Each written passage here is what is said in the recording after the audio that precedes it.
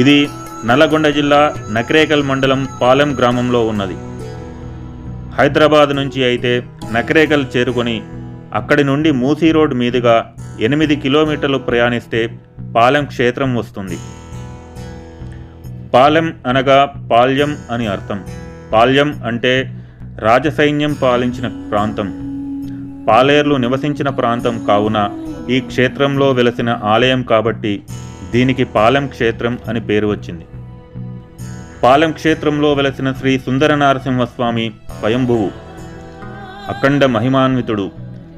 1000 సంవత్సరాలకు పూర్వం నుండి ఋషిప్రోక్తంగా గండమరాజు వంశీయులైన శ్రీ కృష్ణయ్య స్వప్నంలో దర్శనమిచ్చి ఆలయాన్ని నిర్మించాలని కోరగా ఈ క్షేత్రం వెలిసిందని చెప్తుంటారు.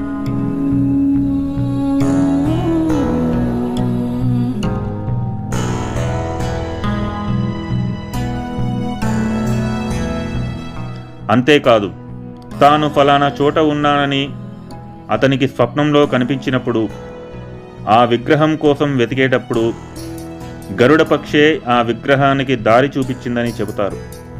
వైనతేయుని అనుగ్రహంతో స్వామి దర్శనమిచ్చినందున ఈ క్షేత్ర ధ్వజస్తంభంపై నుంచి భక్తులకు అఖండ విద్య, విజయప్రాప్తి, నవగ్రహ దోష నివారణ అనుగ్రహిస్తాడట.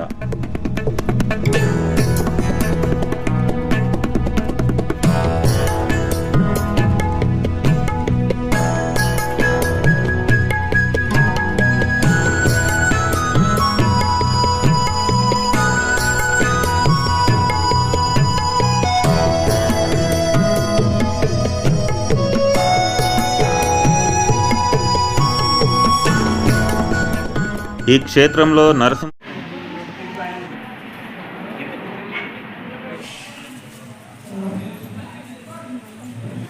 హనుమాన్ అనడానికి నిదర్శనం ఏంటంటే ఇక్కడ వీరికి చేతిలో ఖడ్గం ఉంది, తర్వాత తోక ఈ విధంగా ఇట్లా ఉందండి, వీర హనుమాన్ అంటారు.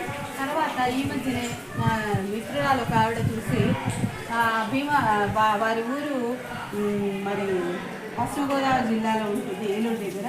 అక్కడ మధ్య హనుమాన్ అని ఈ విధంగానే ఉంటారు. ఆ మధ్య హనుమాన్ ఉన్నారంటే అని ఇక్కడ చెప్పారు. వీరు గరుత్మంతుడు, వీళ్ళిద్దరు క్షేత్రపాలకులు, హనుమంత స్వామి అండ్ గరుత్మంత స్వామి క్షేత్రపాలకులు. తర్వాత ఆ మూలన మనకు వాయు ప్రతిష్టతోటి మనకు నాగ ప్రతిష్ట ఉందండి.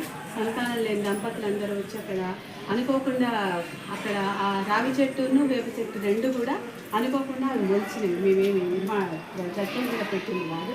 అక్కడ సంతానం లేని వాళ్ళు అక్కడ దంపతులు వచ్చి అక్కడ స్వామికి ప్రదక్షిణ చేసి దినాలలో అన్నీ కూడా ఇక్కడ మనకు మన కృష్ణాష్టమి జరుగుతుంది. బయట ఉప్పు కొడతారు.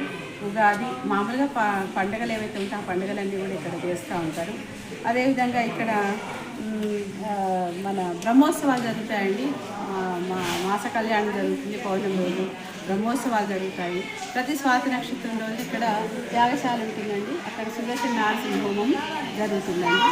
అదేవిధంగా మనకు ప్రతి నెలలో ప్రతి సంవత్సరం జనవరిలో వచ్చేటువంటి ముఖ్యమైన పర్వదినాల్లో సంక్రాంతి ఒకటి, గోదా కళ్యాణం అత్యంత వైభవంగా చుట్టుపక్కల కనీసం 7-8 ఊళ్ళ వాళ్ళు 10 ఊళ్ళ వాళ్ళు ఇక్కడికి వచ్చి స్వామిని దర్శనం చేసుకుని వెళ్తారు. ఆ రోజు ప్రతి ఇంటి వాళ్ళు వచ్చి మంగళహారతులతో ఇచ్చి స్వామికి ఇక్కడ మంగళహారతులు సమర్పించి స్వామికి కళ్యాణంలో పాల్గొని స్వామి ఆశీస్సులు తీసుకొని వెళ్తూ ఉంటారు. మొత్తానికి ఇది చాలా పురాతనమైనటువంటి విశిష్టమైనటువంటి విశేషమైనటువంటి దేవాలయం అని చెప్పడంలో ఏ విధమైనటువంటి సందేహం లేదు. కాబట్టి మనం అందరం కూడా ఆ కూర్మగిరి సుందర లక్ష్మీ నరసింహస్వామిని సేవించి తరిద్దాం రండి. జై శ్రీమన్నారాయణ. జరిగే కార్యక్రమాలండి. దేవాలయంలో ప్రతి శుక్రవారము స్వామికి అభిషేకం జరుగుతూ ఉంటుంది. రోజు పొద్దున్నే 6:30-7 గంటల మధ్యలో, పల్లెటూరు కాబట్టి కొంచెం దూరం నుండి వచ్చే భక్తులు తక్కువగా ఉంటారు. దేవాలయం పొద్దున్నే తీస్తారు. 12 గంటల వరకు దేవాలయం ఉంటుంది. సాయంత్రం 6:30-7 గంటల మధ్య నుండి ఒక అరగంట సేపు, ఎందుకంటే దేవాలయం వేరే ఊర్ల నుంచి వచ్చే భక్తులు చీకటిలో ఎక్కువ మంది రారు కాబట్టి దేవాలయం తక్కువ సమయం సాయంత్రం ఉంచడం జరుగుతుంది. ఇక్కడ 3 రకాల కంకణాలు చాలా విశేషం. ఒకటి ఏంటి, కళ్యాణ కంకణం, విజయ కంకణం, తర్వాత సంతాన కంకణం. ఈ దేవుడికి కంకణాల దేవుడు అని కూడా అంటారండి ఈ స్వామిని. కంకణం కట్టించుకున్నటువంటి వాళ్ళు కంకణం కట్టించుకొని ఇక్కడ స్వామికి ఒక 11 ప్రదక్షిణలు చేస్తారు. తర్వాత తప్పకుండా వారి యొక్క కోరిక వారి ఏమంటారు మనోధర్మాన్ని బట్టి వారికి స్వామి యొక్క అనుగ్రహం వారిపై ఉన్నదాన్ని బట్టి అందరికీ 99.99% మాకు తీరిపోయిందండి, మా కోరికలు తీరినాయండి, మా పిల్లలకు మంచి వివాహాలు అయ్యాయండి, మాకు మంచి ఉద్యోగాలు వచ్చాయండి అని వాళ్ళు చెప్తూ ఉంటారు. ఇది ఈ యొక్క కంకణాల యొక్క విశిష్టత. వెంకటేశ్వర స్వామి అండి. ఈ స్వామి వెనకాల ఒక రావి చెట్టును వేప చెట్టు 2 కలిసి ఉన్నాయి. ఇవి మేము కావాలని నాటినటువంటి చెట్టు కాదండి, అనుకోకుండా అక్కడ మొలిచిన చెట్లు ఈ విధంగా పెద్ద వృక్షాలు అయిపోయాయి. ఇక్కడ చాలామంది భక్తులు ప్రతి మంగళవారం గురువారం వచ్చి స్వామికి అభిషేకం చేస్తారు. సంతానం లేనటువంటి వాళ్ళకి చాలా మహోన్నతమైనటువంటి ఈ జంట నాగులండి ఇక్కడ ఈ దేవాలయంలో. ఇది ఒక మరి ఒక